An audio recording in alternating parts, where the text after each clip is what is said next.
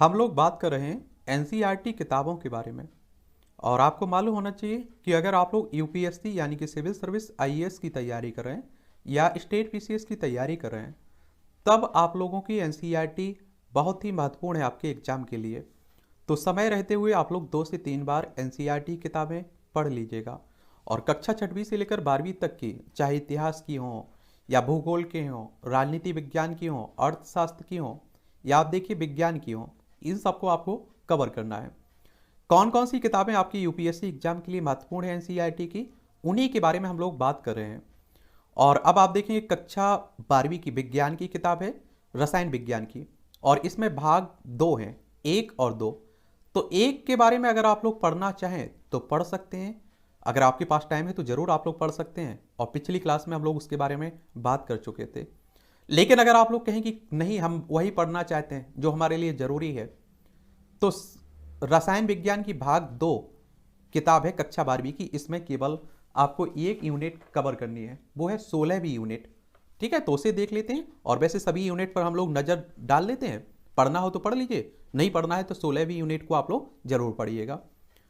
और इनको पढ़ते समय कुछ बातों का आप लोगों को ध्यान रखना चाहिए कि जब भी एनसीईआरटी किताबें पढ़ रहे हैं या कोई भी किताबें पढ़ रहे हैं, तो पहली बार जब किताब पढ़ते हैं ना, तो उस समय आप लोगों को कोई ज़्यादा ध्यान देने की ज़रूरत नहीं है। यानी कि आपको काट पीट करने की ज़रूरत नहीं है, नोट्स बनाने की ज़रूरत नहीं है। पहली बार नॉर्मल तरीके से आप लोगों को पढ़ लेना है, एक ओवरव्यू ले लेना है। 1 से 2 बार जब आप लोग किताबें पढ़ लेते हैं तो आपकी समझ में आ जाता है कि किन पॉइंटों का आपको नोट्स बनाना है, किन पॉइंटों को आपको छोड़ना है। और दूसरी बात ये भी याद रखिए कि जब भी आप लोग एनसीईआरटी की किताबें पढ़ रहे हो, तो आप लोगों को क्या करना है, एक सब्जेक्ट उठाइए। आप लोग कोई भी इतिहास उठाइए, विज्ञान उठाइए, भूगोल उठाइए, और उसकी कक्षा छठवीं से लेकर 12वीं तक की सभी किताबें कवर कर लीजिए। फिर आप लोग दूसरा सब्जेक्ट उठाइए, उसकी कक्षा छठवीं से लेकर 12वीं तक की किताबें कवर करिए। इस तरह से सभी सब्जेक्ट आप लोग कवर कर लीजिए। और एनसीईआरटी किताबें आपका बेस मजबूत करती हैं, आपको समझाती हैं। समझ रहे हैं आप लोग? और देखिए, अभी तक हम लोग बहुत सारी क्लासें ले चुके हैं। अगर आपके दिमाग में यूपीएससी एग्जाम से संबंधित कोई भी डाउट है, तो यूपीएससी एग्जाम के नाम से जो प्लेलिस्ट सूची बना रखी है, इसे कवर कर लीजिए, आपके हर सवाल का जवाब मिल जाएगा। एमपीपीएससी एग्जाम के नाम से जो प्लेलिस्ट सूची बनी हुई है, इसमें भी बहुत सारी एमपीपीएससी के लिए क्लासें डली हुई हैं। इन्हें आप लोग भी जो एमपीपीएससी की तैयारी कर रहे हैं वो लोग कवर कर सकते हैं। और एनसीईआरटी की सभी किताबों की पीडीएफ आपकी टेलीग्राम पर डाल दी गई है, वहाँ जाकर आप लोग डाउनलोड करके अपने पास रख लीजिएगा। अगर आप लोग खरीदने जाएंगे तो इस तरह की किताब आपको देखने को मिलेगी।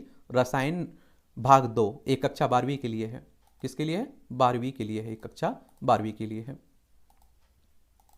और इसमें जो आंकड़े रहते हैं बहुत ही भरोसेदार आंकड़े रहते हैं, इसलिए क्योंकि बड़ी रिसर्च के साथ ये किताबें लिखी जाती हैं। और एनसीईआरटी यानी कि राष्ट्रीय शैक्षणिक अनुसंधान और प्रशिक्षण परिषद संस्था के द्वारा लिखवाई जाती हैं। तो ये भी पढ़िए। और मुझे लगता है कि अगर आप लोग सभी किताबें क्रम से पढ़ रहे हैं ना, और बड़े ध्यानपूर्वक पढ़ रहे हैं, तो आप लोगों को कहीं कोई परेशानी नहीं होगी। बहुत ही साधारण शब्दों में ये किताबें लिखी जाती हैं। ये प्रस्तावना भी पढ़ लिया करिएगा। और प्रस्तावना आप लोगों को ये बताती है कि अंदर आप लोग इस किताब में क्या पढ़ने वाले हैं, क्या जानने वाले हैं।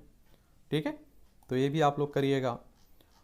और इस तरह से आप देखेंगे, ये पाठ्य पुस्तक विकास समिति, जिन लोगों का पाठ्यक्रम में इस पुस्तक को बनाने में योगदान है, जिन कमेटियों का, उनके नाम है उनके। ठीक है, तो इन्हें भी देख सकते हैं आप लोग। इसमें आप लोगों को अगर विषय सूची की बात करें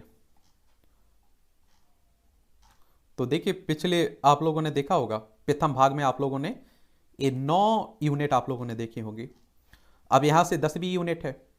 इसमें आप देखें 10वीं यूनिट में हेलो एल्केन तथा हेलो एरीन है। वर्गीकरण, इनका नाम, विपत्ति, CX आबंध की प्रकृति, एल्किल हैलाइडों के विरचन की विधियां, हेलो एरिनो का विरचन, भौतिक गुण, रासायनिक अभिक्रियाएं, पॉली हेलोजन यौगिक।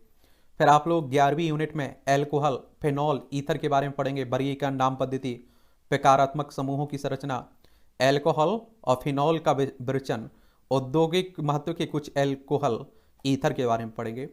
12वीं यूनिट में आप लोग एल्डेहाइड, कीटोन, कार्बोक्सिलिक अम्ल के बारे में पढ़ेंगे। कार्बोनिक यौगिकों का नामकरण, संरचना, एल्डेहाइडों और कीटोनों का विरचन, भौतिक गुणधर्म, रासायनिक अभिक्रियाएं, एल्डेहाइडों और कीटोनों के उपयोग, कार्बो कार्बोक्सिलिक समूह की नाम पद्धति व संरचना, कार्बोक्सिलिक अम्ल बनाने की विधियां, भौतिक गुण आप देखेंगे, रासायनिक अभिक्रियाएं, कार्बोक्सिलिक अम्लों के उपयोग। और 13 यूनिट में आप लोग एमीन के बारे में पढ़ेंगे, एमीनों की संरचना, वर्गीकरण, नाम पद्धति, एमीनों का विरचन और भौतिक गुण धर्म, रासायनिक अभिक्रियाएं, डाईएजोनियम नियम, लवणों के विरचन की विधि, भौतिक गुण, रासायनिक अभिक्रियाएं, एरोमेटिक यौगिकों के संश्लेषण में डाईएजो लवणों का महत्व। फिर 14वीं यूनिट आ जाएगी जैव अणु, carbohydrate, protein, enzyme, vitamin, nucleic अम्ल और हार्मोन। आप लोगों के पास अगर टाइम है तो 14वीं यूनिट को भी आप लोग पढ़ लीजिएगा, तो मुझे लगता है कि काफ़ी अच्छा इसमें मटेरियल आप लोगों के लिए मिल जाएगा। अगर टाइम है तो ज़रूर आप लोग 14वीं यूनिट भी पढ़ लीजिए इसमें। और बहुलक, इसमें बहुलक 15वीं यूनिट है, बहुलकों का वर्गीकरण, बहुलकन के प्रकार, बहुलकों का आणविक द्रव्यमान, जैव निम्नीकरण बहुलक, व्यापारिक महत्व के कुछ बहुलक। फिर आपकी 16वीं यूनिट आएगी दैनिक जीवन में रसायन, औषध तथा उनका वर्गीकरण, औषध लक्ष्य, अन्योन्य क्रिया, विभिन्न वर्गों की औषधों के चिकित्सीय प्रभाव, भोजन में रसायन और शोधन अभिकर्मक। तो अगर आप लोगों को कक्षा 12वीं की रसायन विज्ञान के दोनों भागों की बात करें तो सब कुछ आप लोग चाहें तो छोड़ सकते हैं। एक मेरी राय है और मेरी सलाह भी है कि एक 14वीं यूनिट पढ़ लीजिएगा और एक आप लोग 16वीं यूनिट, 2 यूनिट इसमें कवर कर लीजिएगा। तो मुझे लगता है कि आप लोगों के लिए काफ़ी फायदेदार रहेंगे। और जब ही आप लोग किसी चैप्टर को पढ़ना शुरू करते हैं ना, यूनिट को पढ़ना शुरू करते हैं, तो उसमें आपके जो क्वेश्चंस दिए रहते हैं ना, उन्हें आप लोग जरूर पढ़ा करिएगा, उन्हें समझा करिएगा, उनके आंसर देने की, क्वेश्चंस के आंसर देने की, उत्तर देने की कोशिश भी किया करिएगा।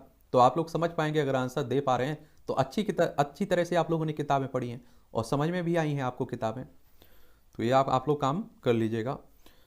अब देखिए रसायन विज्ञान कवर हो जाती है कक्षा 12वीं की भी। एक किताब विज्ञान में और आप लोगों को पढ़नी है, वो कक्षा 12वीं की है और जीव विज्ञान की किताब, और इसमें आप लोगों को 3 यूनिट पढ़नी है, 8, 9 और 10। ठीक है, तो इस पर भी हम लोग अगली क्लास में बात करेंगे, जरूर बात करेंगे। आपके कोई सवाल हो, मेरे लिए सुझाव हो, तो जरूर आप लोग भेज सकते हैं।